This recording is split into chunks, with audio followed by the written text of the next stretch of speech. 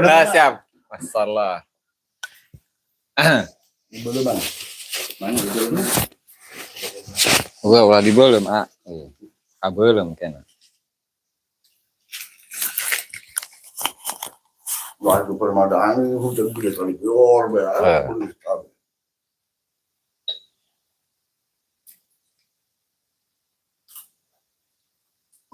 Tuh yang memang mobil, apa?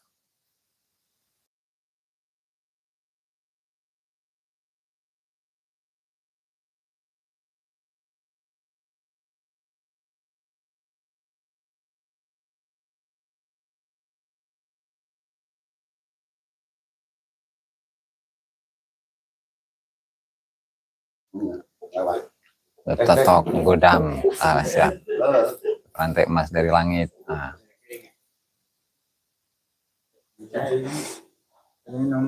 Assalamualaikum warahmatullahi wabarakatuh. Waalaikumsalam. Alhamdulillah, salatu wassalamu ala Rasulillah Muhammad ibni Abdillah wa ala alihi wa sahbihi wa la hawla wa la quwata illa billahi rabbi syrah li sadri wa yassir li amri wahlul 'uqdatam min lisani yafqahu qawli amma ba'du. Oh, Kaji Tiar. Waalaikumsalam. Kaji, sehat Kaji. Bari ngopi di dia ya wali erip ya. Subhanallah wali khoboy. Tuh. Kalau laskar kan harus tepat. Nah, eta. Wali koboy. Alhamdulillah teman-teman semuanya, pada malam hari ini kita masih diberi kesehatan oleh Allah Subhanahu wa taala sehingga kita bisa bersama-sama mengaji, bisa bersama-sama berkumpul, belajar, pikiran bersama habis ngaji. Kalau menuju kirang sehat cenah ya. Mudah-mudahan segera sehat Kaji. Sembuh. Dan seperti biasa, ini di kediamannya Bapak Kiai Haji Al-Mukarram Al-Muhtaram Tubagus Arif Rifjan di Maja, Pandeglang. Setiap 2 minggu sekali di sini. Dan kitab yang kita kaji adalah kitab karya dari Syekh Abdul Wahab Asy-Sya'rani yang berjudul Al-Anwarul Qudsiyah fi Qawaidis Sufiyah. Dan seperti biasa, mari kita hadiahkan Al-Fatihah terlebih dahulu kepada mu'alliful kitab, semua ulama, semua guru kita, semua orang tua kita, muslimin, muslimat, mukminin, mukminat, al-hadini Al-Fatihah. A'udzubillahi minasyaitonir rajim. Bismillahirrahmanirrahim. Iyyaka na'budu wa iyyaka nasta'in ihdinas siratal mustaqim siratal ladzina an'amta 'alaihim ghairil maghdubi 'alaihim waladdallin. Qala al-musannif rahimahullahu ta'ala Syekh Abdul Wahab Asy-Sya'rani fi kitabih Anwarul Qudsiyah Al-Anwarul Qudsiyah fi ma'rifati qawaidis sufiyah ila an qala qillatul kalam. Qillatul kalam utawi iki iku ngurangi omongan. Jadi mengurangi pembicaraan. Sedikit berbicara. Peminsani lan ing tetep saking tingkai murid Allah yatakallama utawi yen ora omongan sapa murid. Wala yaskuta lan ora meneng sapa murid illa bi daruratin angin kelawan darurat. Aw li hajatin syar'iyyatin utawa krana kebutuhan kang bangsa syariat wasaddi babil kalami lan nutup pintu omongan. Allawi kang sia-sia. Jumlatan kelawan jumlah. Waqad addu qillatal kalam min ahadi arkanir riyadhah. Lan teman-teman milang-milang sapa ulama qillatal kalami ing setitik omongan min ahadi arkanir riyadhah saking salah sijine pira-pira rukun dasar tawa tiangnya riyadhah. Wa kana Bishr bin Haris lan ana sapa al-Imam Bishr bin Haris yaqulu iku ngendika sapa Bishr bin Haris iku yaqulu iku ngendika sapa Bishr al-Haris idza a'jabaka nalikane gawe takjub ing sira apa al-kalamu omongan faskut mongko menengo sira. Wa idza a'jabaka lan nalikane gawe takjub ing sira apa sukutu meneng fatakallam mongko omongan sapa sira fa inna fil kalami mongko temsune kutub ing dalam omongan hadzal nafsi utai bagian nafsu. Wa izharu sifatil madhi lan mertelakan pira-pira sifat pujian. Alhamdulillah salatu wassalam ala Rasulillah amma ba'du para hadirin semuanya ya. Baik yang online ataupun offline. Semoga kita semua selalu dilindungi oleh Allah Subhanahu wa taala. Diberi kesehatan oleh Allah taala. Diberi kekayaan yang melimpah oleh Allah Subhanahu wa taala, wabil khusus al-wali al-gutub wali Koboy dari Maja Pandeglang. Amin ya. Kita lanjutkan bahwa tema kita pada malam hari ini adalah tentang mengurangi pembicaraan. Cuman pembicaraan yang kayak apa dulu begitu kan. Nggak semua pembicaraan itu harus dikurangi. Bahkan terkadang pembicaraan itu harus ditambah. Kan tergantung niat. Tergantung niat, tergantung tujuan. Tergantung fungsi. Nah, maka di sini karena ranahnya itu adalah ranah pribadi ya. Bukan ranah umum. Nah sehingga mengurangi pembicaraan itu tergolong mujahadah. Tergolong mujahadah. Apa itu mujahadah? Melawan hawa nafsu. Jadi kan yang namanya pembicaraan itu, yang namanya ngomong. Itu banyak nafsunya ternyata. Habib Bambang Nuryanto. Banyak nafsunya itu. Maka di sini karena ini ranahnya adalah ranah pribadi begitu ya. Allah wa min sya'nihi alla yatakallama wa la yaskuta illa bidaruratin. Tidaklah dia berbicara. Tidaklah dia diam. Kecuali dalam keadaan darurat. Satu, darurat ya. Kemudian yang kedua itu wahajatin syar'iyyah au lihajatin syar'iyyah atau karena kebutuhan syariat. Nah, jadi misalkan para YouTuber itu kan banyak ngomong, di antaranya seperti saya kan, ya Wali Papa Z. Ya kan harus ngomong. Kalau nggak ngomong nanti gimana teman-teman pada ngerti? Umat sesat masa mau dibiarkan saja. Nah, sehingga itu termasuk amar ma'ruf nahi mungkar. Hisbah ngaranna eta. Hisbah itu mengharapkan ridha Allah Subhanahu wa taala. Amin. Papa Z. Ya, nah, jadi ini ranahnya adalah ranah pribadi, bukan ranah umum. Artinya hal yang kaitannya itu dengan kemaslahatan masyarakat, kemaslahatan umat, begitu ya. Itu satu, dua sudah ya. Belum, belum ada jawaban badit.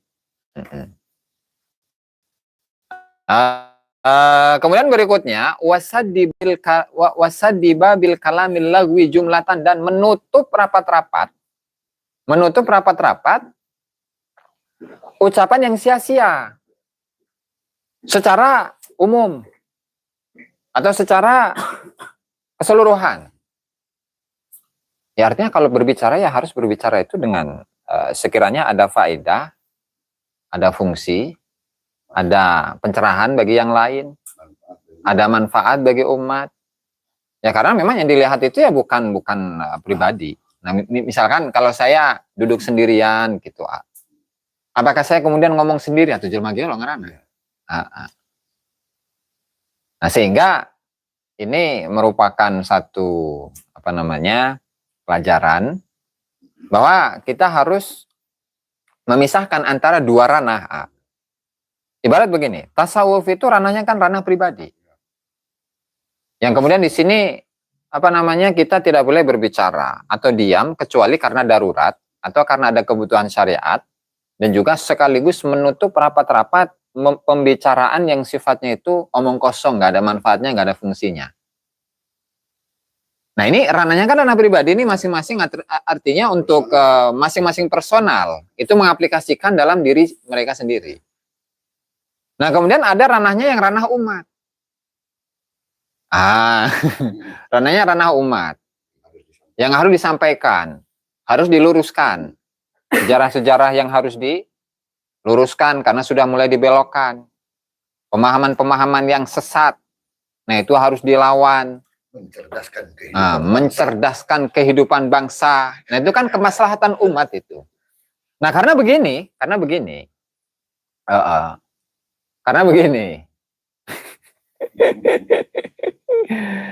terkadang itu baik kiai kibin, kiai tapi kibin, lain kibin daerah Serang lain. Kibin maksudnya mukibin, yang kibin kepada cucu Ubed. Atau Ustadz Kibin kan ayah. Atau Gus Kibin, Ubin ya. Oh Ubin, Ustadz Kibin. Kibin, Kiai Kibin. Atau Gus Kibin, Gubin. Gubin. Atau Lora Kibin, Libin. Nah. Itu kan kadang begini, udahlah, nggak usah ngurusi urusan orang. Karena pembahasannya itu suka membahas tentang nasab orang lain. Nah, padahal ini bukan secara khusus tentang Habibnya. Nah, tetapi kita melihat bagaimana ini kembali kepada kemaslahatan umat. Nah, karena kalau kita bandingkan Hadramut yang katakanlah dari abad ke-9 Hijriah. Nah, itu sudah dicekoki dengan apa? Dengan doktrin-doktrin yang menyesatkan. Mulai dari klaim nasab, kami ini adalah keluarga suci, keluarga mulia, keluarga yang wali-wali kutub, keluarga yang begini dan begitu. Nah, kemudian dipromosikan kepada ulama-ulama, satu persatu tuh. Dan ini berjalan selama ratusan tahun. Sehingga apa? Ini kan sudah akan mengakar, menancap dan mengakar ke masyarakat bahwa, oh iya, leluhur-leluhur mereka ini tokoh-tokoh yang hebat dan mereka itulah yang mewarnai kehidupan beragama dan bersosial bermasyarakat di Hadramut mulai dari abad ke-9 Hijriah, bahkan diklaim sebelum itu. Katakanlah sudah 1000 tahun menurut klaim mereka.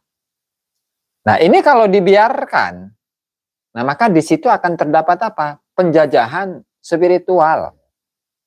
Penjajahan spiritual. Makanya apa? Segala macam itu ya tunduk kepada mereka. Ya meskipun di belakang itu ya ada yang ini juga sebenarnya. Ada yang Kenil Duriat. Nah, begitu. Kenil Duriat cenah ya. Meskipun di belakang itu nggak setuju, bahkan mau melawan. Cuman karena pendukungnya itu kurang banyak, nah sehingga tetap yang muncul di permukaan itu adalah mereka. Gitu. Dan tentu Indonesia itu akan kekhawatiran seperti itu ada juga itu. Nah makanya, kalaulah misalkan dalam polemik nasab ini, kita ini hanya melihat kepada kepentingan pribadi, kemudian tasawuf untuk diri sendiri. Pengaplikasiannya ya. Jangan kemudian kita itu menggunakan tasawuf ini, kemudian untuk apa? Menjustifikasi orang lain, kamu cinta dunia. Kamu ingin populer. Kamu ini orang yang berupaya untuk memecah belah bangsa. Memecah belah habaib dengan kiai, dengan ulama. Nah, itu aplikasinya beda ini. Beda. Siap, think it. Laksanakan. Saya masih nanya-nanya itu dengan beliau itu. Syekh Salim Bawazir ya. Nah, sehingga supaya kita tidak blunder begitu. Artinya memang ini ranahnya ranah personal. Artinya ini untuk diaplikasikan kepada diri masing-masing. Kemudian berikutnya, sehingga Bishr al-Harith beliau mengatakan idza a'jabakal kalamu faskut, ketika engkau ini seneng ngomong dengan urusan pribadi, dengan kepentingan pribadi. Nah, ini kita kasih taklik tadi kan, catatan sebelumnya kan. Faskut, kalau kita lagi doyan ngomong, lagi seneng ngomong, atau mending cicing, diamlah. Wa idza a'jabaka sukutu fatakallam. Nah, ketika engkau itu seneng diam, maka bicara. Nah, sehingga ini yang menjadi barometer itu bukan diam dan bicaranya, tetapi adalah perlawanan terhadap hawa nafsu. Makanya ini kategorinya dalam kategori mujahadah, tadi melawan. Oh, kita lagi pengen apa nih? Oh, pengen ini, pengen non. Iya. Intinya begini, bicaranya yang bermanfaat. Nah, enggak, ini ranahnya ranah personal loh. Kita lagi pengen sesuatu, nah cuman karena itu adalah mengandung nafsu, nah sehingga kita lawan nih. Nah sebagai contoh itu antara diem dan bicara tadi. Sehingga ketika kita itu pengen ngomong, oh aing ngerem, kita ngerem. Atau sebaliknya ketika itu kita pengen diem, ya dilawan. Kita harus bicara. Nah gitu artinya bukan secara khusus tentang hukum berbicara, tetapi adalah perlawanan terhadap hawa nafsu itu. Nah, jadi benang merahnya itu adalah melawan hawa nafsu. Lainku masalah demen-demen ngomong amat atau demen cicing amat gitu. Ibarat mudawir tapi nahan diri. Nah, cocok begitu. Nah, cuman contohnya itu atau sampelnya itu contohnya itu adalah berbicara. Nah, kalau di lapangan mungkin dicontohkan dengan dawir. Hayang dawir amat iya. Dawir makan. Dawir makan. Apa dawir itu? Dawir itu ya intinya merayu. Ya. Intinya merayu supaya mereka tertarik dan memberikan sesuatu ke kita. Itu dawir. Dawir. Lebih baik diam itu yang. Nah, betul. Cocok itu, Beb. Kayak ada pertanyaan tadi itu. Izin tanya, buku-buku yang kata Rizik Syihab akan dibuat dan dibagikan ke pesantren-pesantren, apakah benar-benar sudah dibuat dan dibagikan? Itu belum terlihat itu. Buhurnya ayak, Beb. Kaji. Nah, karena apa? Karena coba ada sedikit pembahasan dalam ayat surat Qaf ya. Ayat 18. A'udzubillahi minasyaitonirrajim. Bismillahirrahmanirrahim. Ma yalfidhu min qaulin. Tidaklah seseorang itu berbicara dengan suatu ucapan illa ladaihi raqibun atid. Kecuali di sisinya itu ada malaikat raqib atid. Raqib artinya itu hafid yang menjaga. Atid itu artinya hadir yang ada, yang hadir. Wa kullun minhuma bima'nal musanna. Masing-masing itu diartikan bareng-bareng gitu, duaan. Nah, artinya apa? Kalau ini mengenai pertanggungjawaban pribadi begitu ya. Tidaklah suatu ucapan kita ucapkan. Tidaklah seorang manusia mengucapkan suatu kalimat, mengucapkan satu ucapan, kecuali di situ ada yang menulisnya. Ada raqib, ada atid. Raqib yang menjaga, atid itu yang hadir, yang ada. Nah, artinya apa? Di sini harus ada upaya untuk muhasabah, tapi bukan untuk muhasabah orang lain. Tapi muhasabah untuk diri sendiri, karena tadi ranahnya ranah personal ini. Tidak untuk menghukumi orang lain, tidak untuk menjustifikasi orang lain, tetapi untuk mengukur diri sendiri, untuk muhasabah diri sendiri, untuk mengatur diri sendiri menjadi satu karakter yang baik, satu kepribadian yang baik. Jadi bukan untuk menghukum, oh, kamu banyak ngomong, mending cicing dia. Oh, enggak bisa kayak gitu. Apalagi dalam polemik nasab yang kaitannya itu dengan umat. Ya nggak boleh diam, justru fal yuzhiril alimu ilmahu. Kalau orang yang memiliki pengetahuan, orang yang memiliki keilmuan ya harus menyampaikan kepada masyarakat. Sampaikan kebenaran.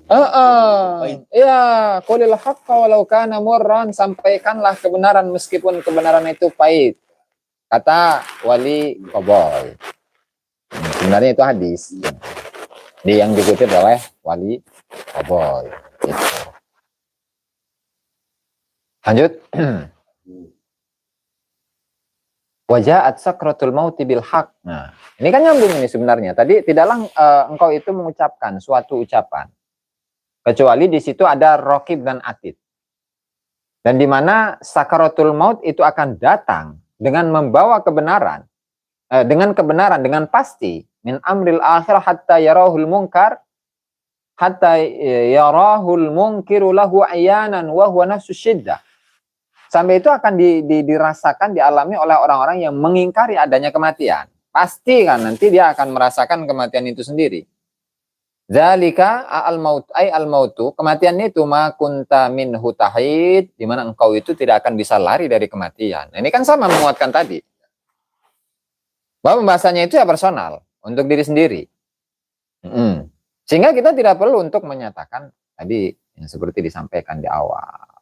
Nah, artinya mengenai apa namanya di mana adab murid tadi itu ya.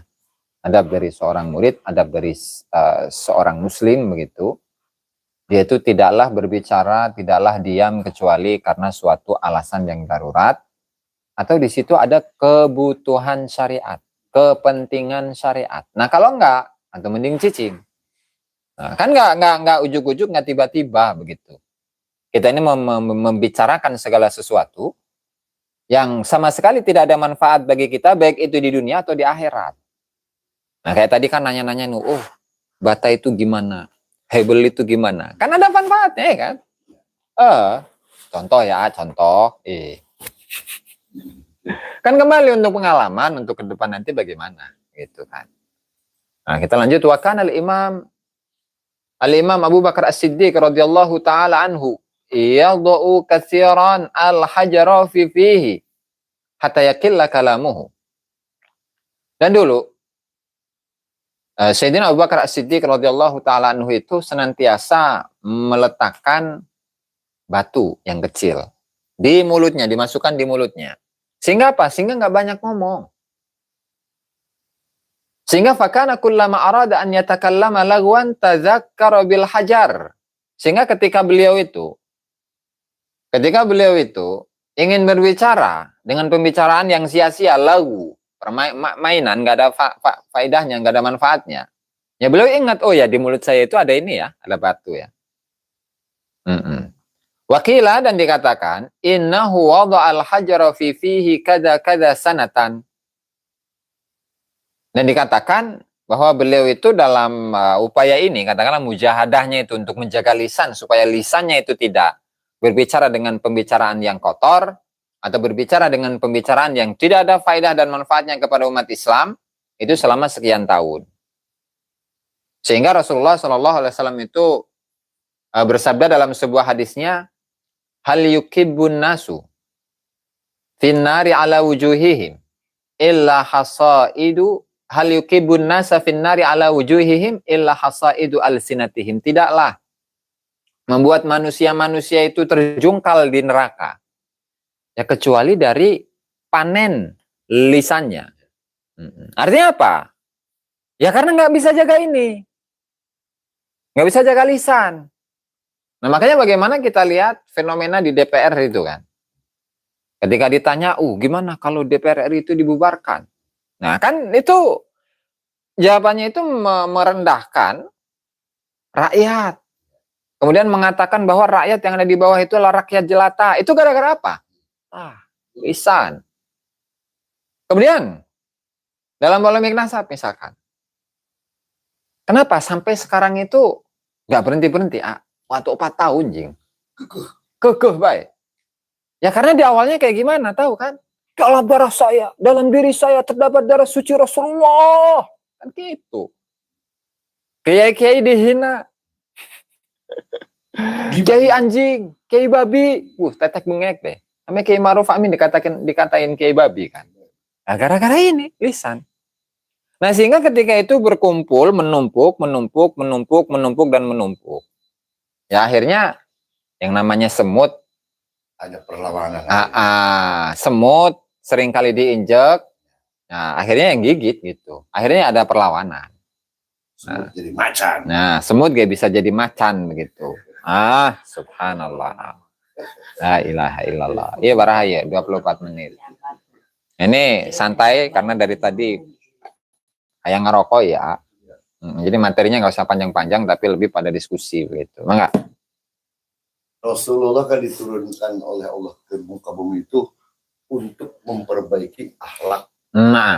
Akhlak manusia. Akhlak umat ya. Intinya kan itu. Rasulullah turun ke dunia itu untuk memperbaiki akhlak-akhlak umat. Sedangkan ada yang mengaku-ngaku lihat Rasul, akhlaknya tidak dikedepankan untuk memperbaiki akhlak-akhlak umat. Malah banyaknya kan gibah, pengakuan, ngedawir, kurapat. Kenapa tidak diikuti itu kalau emang dia zuriat Rasul? intinya ke akhlaknya dulu yang dikedepankan. Iya.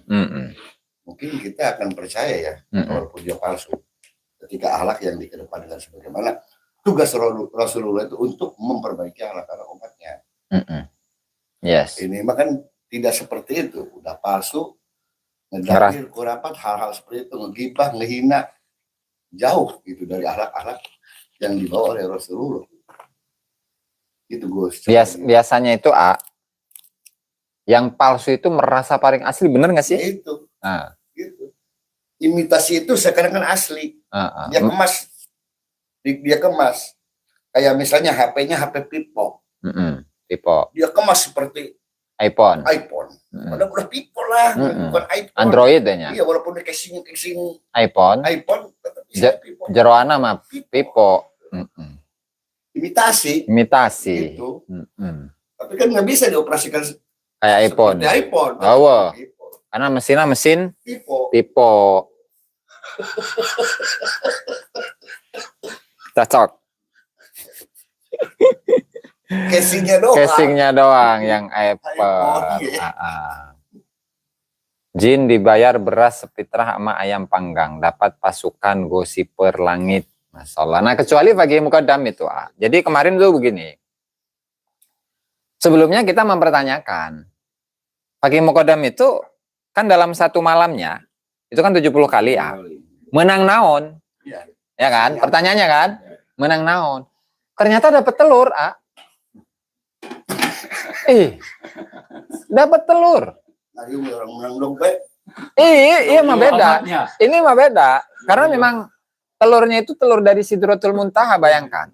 Nah, apalagi telurnya itu berukuran raksasa. Nah, Sidratul Muntaha kan jangan disamakan dengan pasar Pandeglang. Jadi kalau setiap malamnya itu 70 kali, maka bolak-balik 70 kali itu bawa telur raksasa 70 kali. Atau berapa truk itu mah? Gagah sama. Telur apa itu? Ya telur dinosaurus meren. Terus manfaatnya buat obat apa itu telur itu? Jadi kan kembali ya bahwa kenapa kita itu harus selektif lah dalam menjadikan atau memilih sosok yang dijadikan sebagai suri tauladan. Nah, karena kita ini biasanya sering tertipu dengan casing. Jadi casingnya mah seolah-olah dirinya adalah ulama, pakai surban, pakai jubah, pakai udeng. Sementara kita nggak ngukur, kita ngambil belajar dari orang-orang yang seperti itu, kita dapat apa sih? Apakah dapat doktrin? Apakah dapat ilmu? Apakah kita bertambah kecintaan kita kepada Allah Ta'ala, kepada Rasulullah? Apakah kita itu mendapatkan pelajaran, kita menambah kecintaan untuk atau semangat untuk melaksanakan, mengaplikasikan ajarannya Rasulullah, ajarannya Allah Ta'ala? Kan kita harus mengukurnya begitu. Jadi kan gampang kok untuk mengetahui ini orang yang alim, ini orang enggak. Atau tinggal tanya aja dalam masalah hukum begitu ya, atau permasalahan agama. Nah, ketika dia ini menjawabnya enggak sesuai, dalil enggak punya, kemudian faham hadis enggak, faham ayat enggak, kalam ulama ngaji kitab juga enggak. Nah, maka orang yang seperti itu ngapain dijadikan suri tauladan? Ya, karena memang beda. Orang yang berilmu itu dengan orang yang nggak berilmu gampang untuk mencirikannya kan. Kalau dia itu sering ngomong, sering ngedobol, sering cerita halu, nah itu bisa dicirikan bahwa itu adalah tukang halu, tukang dobol. Waalaikumsalam. Ada nggak santri Habib yang jadi ulama besar tuh Kiai? Atau biasanya GKA. Biasanya itu kalau di ulama-ulama Nusantara ya. Ulama Nusantara itu sebelum ke luar negeri. Biasanya sudah bisa baca kitab dulu. Ya. Sudah bisa baca tafsir dulu. Nah, misalkan seperti Syekh Nawawi Al-Bantani. Udah paham rukun wudu dulu. Udah paham, bisa baca kitab, hafal Quran, ini segala macam dengan ulama-ulama yang ada di Nusantara. Nah, setelah itu berangkat ke Mekah. Ya. Di sana bertemu dengan Syekh Ahmad Zaini Dahlan, bertemu dengan Syekh Bakri Sato bertemu dengan ulama-ulama yang ada di sana. Nah itu tinggal pengembangan wawasan doang. Syekh Mahfud Termas, Syekh Muhammad Mahfud Termas Jawa Timur itu misalkan. Udah alim duluan baru berangkat. Nah jadi kalau dikatakan apa? Dikatakan mencetak para ulama, mencetak para kiai dari nol, dari awal sampai dia itu menjadi orang yang hebat. Nanti dulu. Can aya, can manggi. Jadi nggak tabak jaba. Bukan tabat yaba. Gitu, rata-rata. Nah sehingga dalam hal ini aja ya murid-muridnya Habib begitu. Yang benar-benar murni keilmuan. Yang tidak menghiraukan kedekatan emosional. Yang kemudian dia bersuara melawan doktrin, melawan atau mengungkapkan keterputusan nasabnya. Padahal ya nggak pernah nyambung, kapan terputus. Nyambung ya nggak pernah gitu kan. Itu bisa dibilang 99% Allah. Ya. Ini yang murni keilmuan. Nah, sehingga dari situ saja kita sudah bisa memahami sebenarnya. Jadi untuk kebebasan berpikir, penggunaan logika, berpikir, pisau, analisis kalau dalam dunia akademisi itu, nggak ada. Meskipun mereka mengaku sebagai orang-orang akademisi begitu ya, nggak ada. Bahkan kalau di Hadramut sendiri ya, kadung ini udah telanjur si ayah. Jadi ada satu lembaga, lembaga ini sebenarnya lembaga yang membidangi dalam sejarah. Namanya Markas Hadramut Lidirosati Tarikhiyah Litausiq wan Nashr. Markas atau pusat kajian sejarah Hadramut untuk pendokumentasian dan untuk percetakan gitu, penyebaran. Itu sudah ada indikasi kibin. Sehingga ketika ada orang yang bersuara, kita ini orang Hadramut sebenarnya kita punya sejarah hebat loh. Leluhur-leluhur di masa lalu, ulama-ulama yang ada di abad-abad sebelumnya itu hebat loh. Nah cuman karena ada kitab-kitab seperti yang ditulis oleh kalangan kabib atau kalangan mukibin-mukibinnya, sudah kadung mendominasi. Nah sehingga yang diterima oleh masyarakat saat itu, ya yang versi-versinya Habib. Sehingga untuk memberikan perlawanan atas doktrin yang sudah mengakar selama 500 tahun itu, ya susah. Makanya saya masih nanya ini, sebenarnya untuk di Hadramut itu bagaimana sih? Kan ada tuh, yang tadi saya tampilkan itu ya. Bertanya apakah ini sebenarnya kecium, misalkan polemik nasab ini kan rame di Indonesia, apakah rame juga di sana? Kemudian ketika di sana itu rame, apakah mereka itu memiliki satu pemikiran dengan orang-orang Indonesia dalam ketidakpercayaannya kepada nasab Balawi yang sambungkan kepada Rasulullah?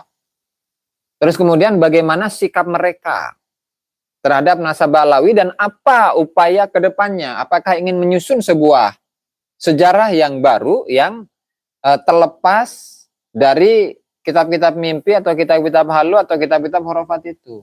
Belum. Ini masih nunggu jawabannya. Ya kan susah. Karena sudah kadung percaya masyarakatnya. Apalagi ketika gerakan tersebut itu hanya dilakukan oleh 1-2 orang dan kurang masif. Kan semua kita juga punya referensi ya. Tetap. Meskipun punya referensi, cuman ketika sudah terbiasa pakai kitab itu, nah ketika kita melawan kitab itu, dianggap sebagai melawan kebenaran. Itu kan bahayanya tidak memiliki pemikiran yang objektif. Kalau memang yang dicari itu adalah sebuah kebenaran, pasti akan diterima dengan mudah. Tetapi kalau sudah condong kepada doktrin yang sudah berlaku, berjalan di sana selama ratusan tahun, ya susah untuk melawannya. Tuh. Makanya kan dulu, misalkan, Habibana, bukan Habib, Deng. Bukan Habib Arif itu kan menuliskan Sultan Hasanuddin ke atasnya itu kepada Ubaidillah, ya kan?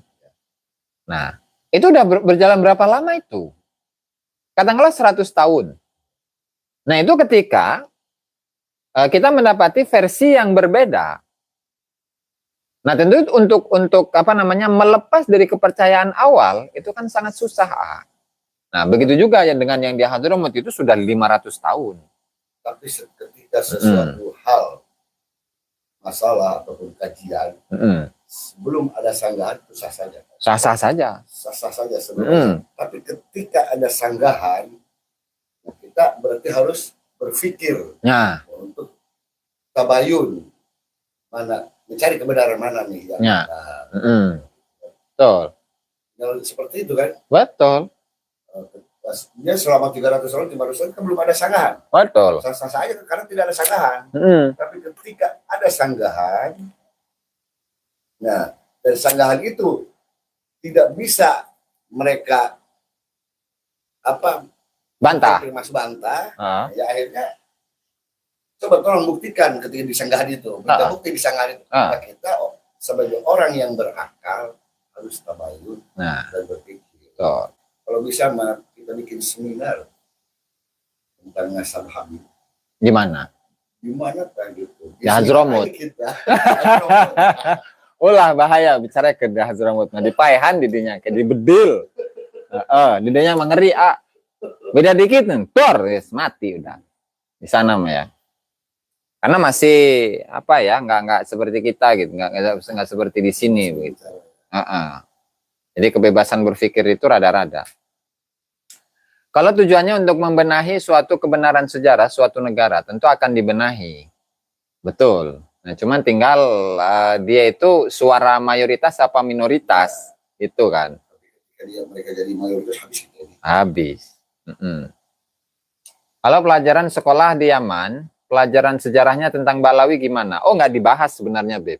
Jadi kalau pengalaman ketika di kuliah itu, nggak ada kurikulumnya. Jadi kurikulumnya itu adalah tentang sejarah, apa namanya, tarikh tasyri' Islami lah. Jadi sejarah dari perjalanan fikih dari masa ke masa. Di masa zaman Rasulullah itu bagaimana sahabat, tabi'in, terus sampai kepada zaman saiki begitu. Dan tidak didapati ulama-ulama besar dari kalangan Habib, apalagi yang apa namanya menyandang gelar mujtahid mutlak. Nggak ada. Itu hanya klaim-klaim dari mereka saja yang menganggap keluarganya itu sebagai para mujtahid mutlak. Mungkin ada pertanyaan yang lain ini. Ini tumben nggak panas seperti biasanya ini. Nah, mangga.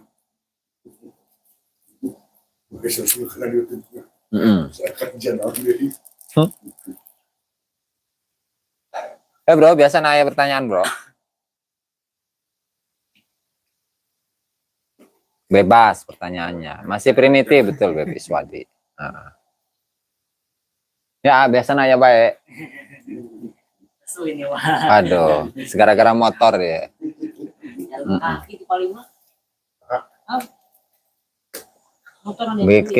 Bikin film naskahnya Habib ya. Harusnya begitu. Itu butuh tenaga banyak gitu, Beb. Beb Hari Agus. Intinya tugas kita gimana caranya menyadarkan mereka kembali ke jalan yang benar dengan lembut, dengan santun. Iya. Itu. Betul. Seperti anak Rasulullah. Nah, ketika mereka berbuat yang di luar kemampuan kita, bukan siap perang nih. Iya. Jalan terakhir. Ini ada yang nanya ini. Beb Aziz, cina. Dulu pernah jadi kibin apa tidak? Aduh, kaosnya nggak saya pakai sih. Waduh, coba kalau sayanya itu pakai kaos kan ada Muhyiddin 10 tahun tuh. Ya cuman kibin status kibin saya itu ya nggak seperti kibin-kibin yang sekarang. Saya bergeraknya itu dari sisi keilmuan begitu ya. Artinya banyaklah dari kalangan mereka itu yang menjadikan saya sebagai referensi gitu, untuk mencari kitab atau untuk mencari data segala macam gitu. Ini cuman hanya sekedar itu, tapi untuk pendawiran segala macam justru saya yang mendawir Habibnya. Gitu.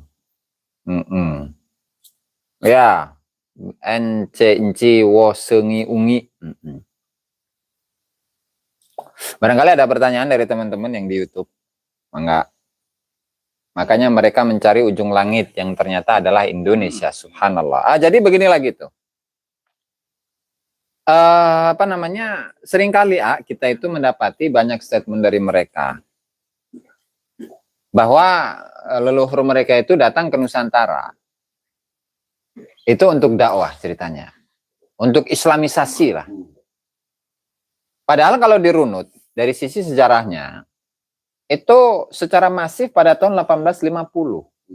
Emang tahun-tahun segitu kita ini belum pada Islam gitu? Udah pada Islam.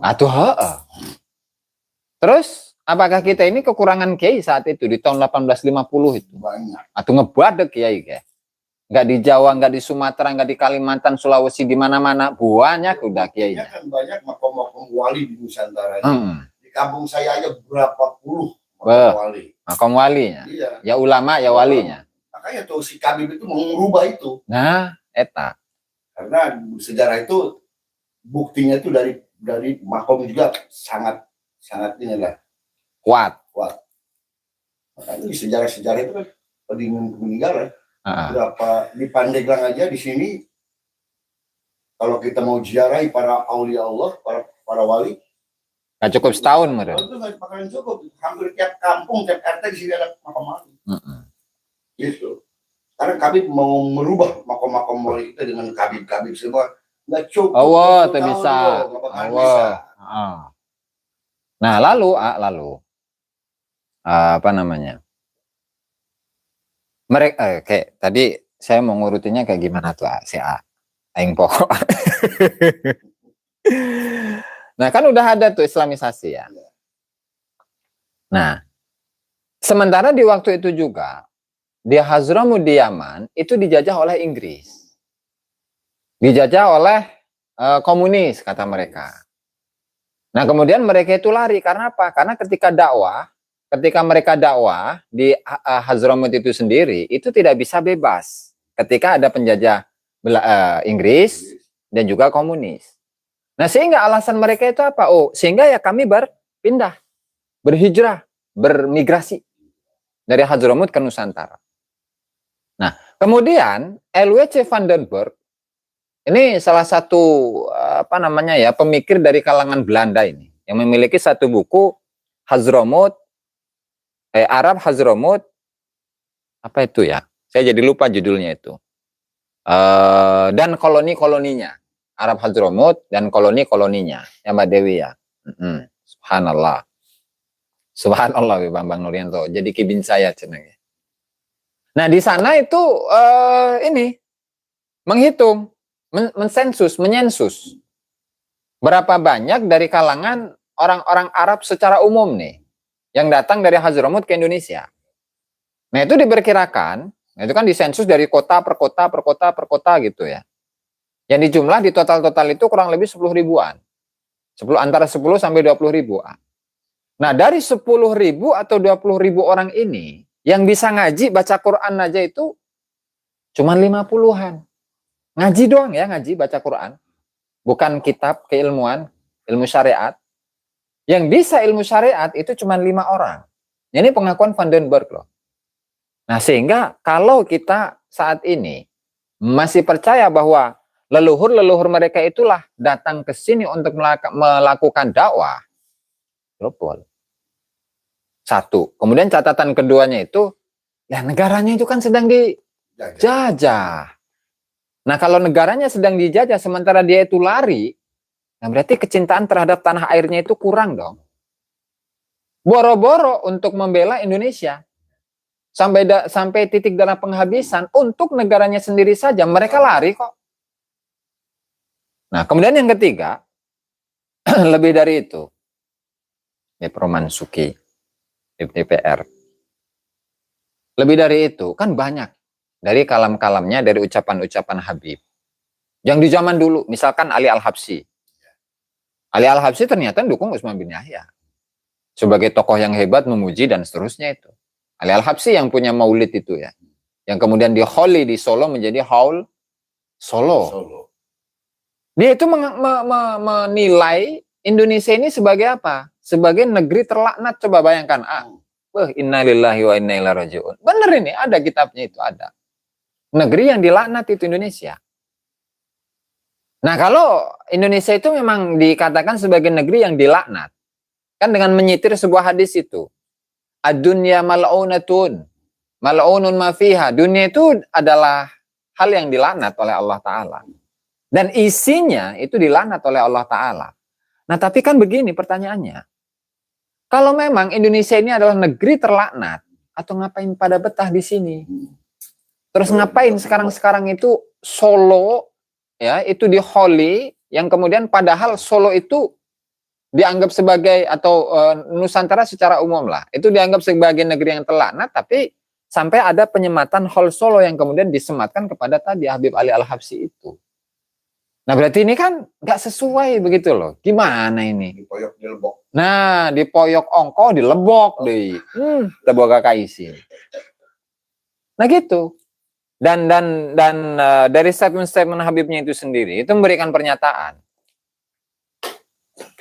bahwa memang tujuan dari Habib-Habib yang bermigrasi ke Nusantara itu menyangan duit. Boro-boro untuk dakwah nggak ada. Kita ini banyak kiai kok dari zaman dulu, dari zaman Wali Songo sampai saiki begitu kan. Dari mana? Nggak ada. Jadi selama ini kita ini sudah dibodoh-bodohi dengan doktrin-doktrin seperti itu. Kitanya nggak sadar-sadar. Waalaikumsalam, sehat. Masalah. Kitanya nggak sadar-sadar. Baik-baik tadi bodohnya. Innalillahi wa inna ilaihi raji'un. Sehingga ya ketika kita ini mendapati ada yang buya tapi kibin. Itu apa singkatannya? Bubin. Ada kiai tapi kibin. Ada Gus tapi kibin. Gibin. Yakin. Ada Ustadz tapi kibin. Ubin. Ada Lora tapi kibin. Nah, saya itu curiga itu. Jangan-jangan leluhur-leluhurnya itu menurunkan genetik para pengkhianat gitu. Dan genetik itu kan nggak harus dari lurus laki-laki, bisa jadi mbahnya itu kiai pejuang ini segala macam. Nah, tapi dari keluarga sebelahnya, dari ibunya atau bapaknya ibunya dan seterusnya, ya bisa jadi, sehingga adalah satu Lora itu dari sono, dari Madura itu. Kan Wali Erip itu sudah mendapatkan buku ya, kitabnya Kiai Haji Madudin itu yang berjudul Minhajun Nasabin fi Ibtali Nasab Alawi Al-Multasiq bil Alawiyin. Nah, itu diboyokkan ke manehna. Diboyokkan. Ini maksudnya apa nih, menempel atau apa begitu ya. Padahal dia itu nggak menggali. Coba lihat sih orang-orang Arab atau para ahli-ahli nasab yang biasa menggunakan redaksi menempel itu ada atau enggak itu. Nah, sehingga dia itu mengolok-olok Kiai Imad, ngeledek Kiai Imad. Padahal itu menunjukkan bahwa dia sedang menghinakan dirinya sendiri. Karena bodohnya. Nah, artinya kan gambaran seperti itu ibarat seperti orang dulu di zaman Belanda yang dia itu bangga akan dukungannya kepada Belanda dan menghinakan dan serta merendahkan orang-orang Nusantara. Nah, setidaknya itu adalah satu gambaran. Satu gambaran di masa kini tentang masa lalu. Suatu gambaran miniatur lah. Di mana berarti seperti ini dulu ya di zaman Belanda. Di mana dia ini orang pribumi, anaknya pribumi, anaknya Kiai pribumi, sementara dia itu suka merendahkan orang-orang pribumi di hadapan majikannya. Itu. Banyak yang seperti itu. Allah alam itu terlepas dari kepentingannya itu apa untuk sampai ada dukungan seperti itu. Nah, saya rasa ini banyak, tidak hanya satu orang. Itu yang baru kelihatan satu orang itu. Pengkhianat bangsa. Pengkhianat bangsa. Bangsa jadinya mah. Salah. Nah, mungkin masih ada teman-teman ya. Pertanyaan. Bisa ya pertanyaan. Atau naon bae bebas. Rek nanya tentang pagi ilmu muqaddam kah ataupun yang lain. Ini dari teman-teman ya. Yang di YouTube Kibin genetik cenage. Kibin sudah merengseng ke semua sektor. Waalaikumsalam. Mengetahui beliau-beliau itu wali dari mana? Entar seperti Habib Al-Kaf, Habib Pekalongan dianggap wali. Ini mah wali murid, Ki. Ini mah wali murid ini mah. Jadi hanya sekedar bercanda begitu, Ki.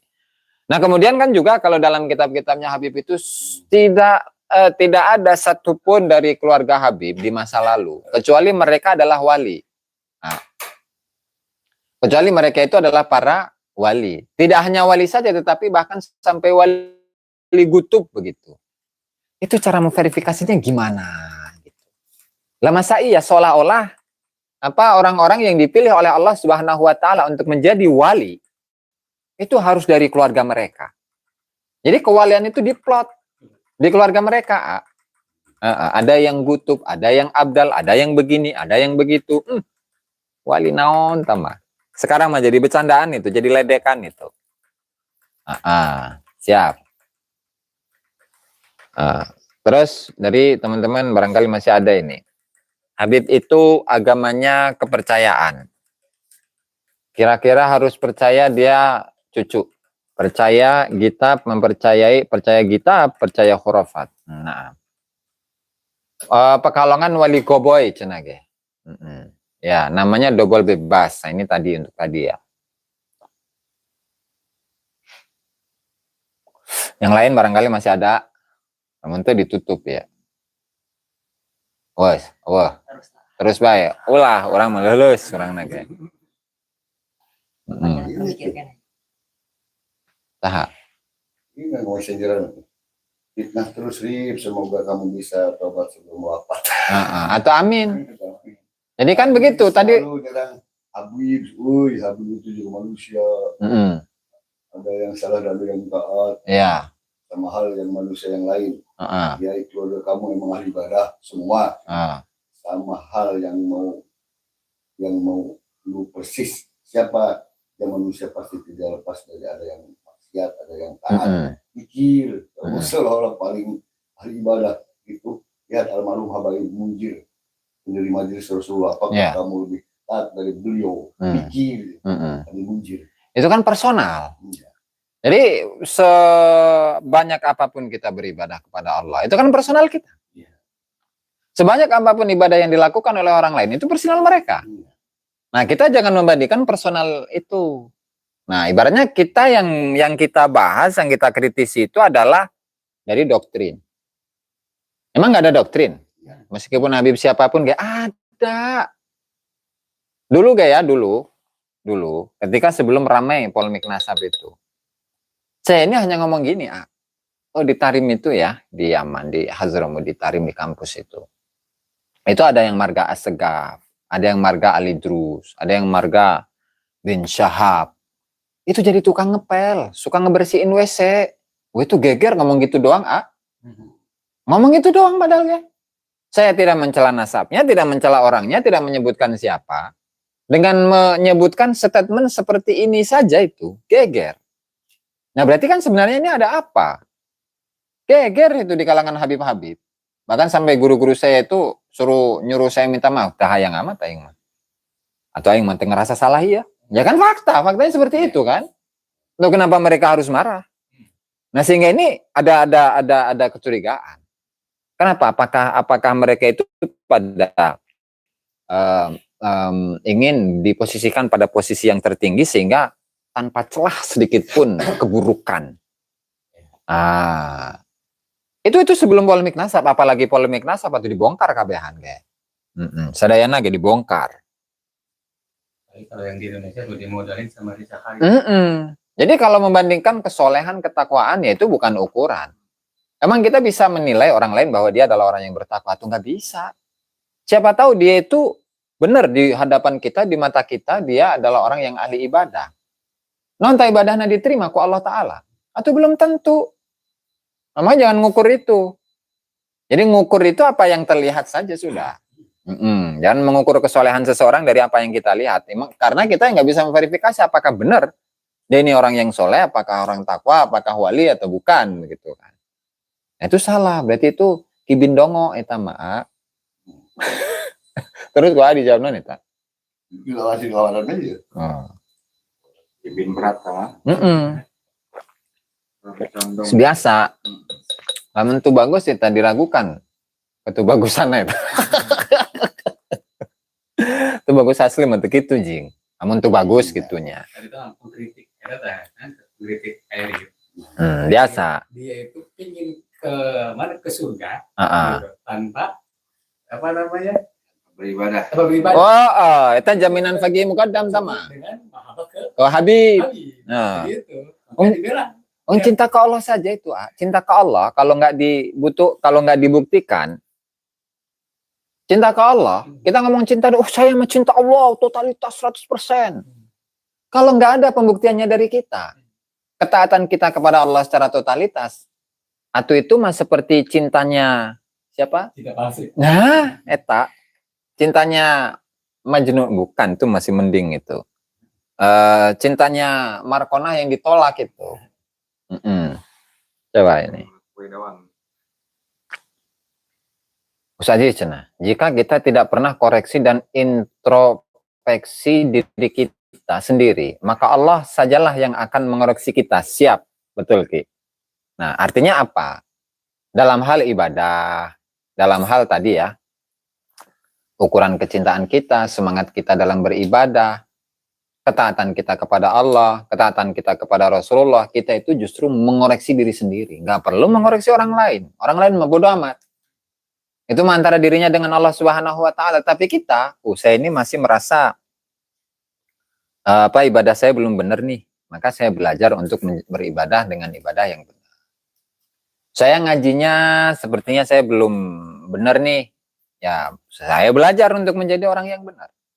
Saya belum istiqomah, belum ikhlas dalam melakukan segala sesuatu untuk Allah. Ya, saya koreksi diri sendiri. Artinya apa? Mengoreksi diri sendiri dan nggak perlu mengoreksi kepada orang lain. Ya, karena apa pentingnya kita mengoreksi orang lain? Kecuali untuk pendidikan. Beda deui sama. Kan gimana niatnya itu mah. Ya, masih ada yang lain barangkali. Pas cenah ge. Itu orang dengan messenger. Sieun mah. Gas ya, gas deui. Allah taala alam. Bismillah fi ummati sayyidina Muhammad, Allahumma asli ummati sayyidina Muhammad, Allahumma arham ummati sayyidina Muhammad, Allahumma ansur ummati sayyidina Muhammad, Allahumma ajbur ummati sayyidina Muhammad, Allahumma sallim ummati sayyidina Muhammad. Allahumma farrij an ummati sayyidina Muhammad, Allahumma ja'alna min ummati sayyidina Muhammad sallallahu alaihi sayyidina Muhammad wa ala alihi wa sallam. Alhamdulillahi rabbil alamin. Allahumma fiqh ila aqim tariq. Assalamualaikum warahmatullahi wabarakatuh.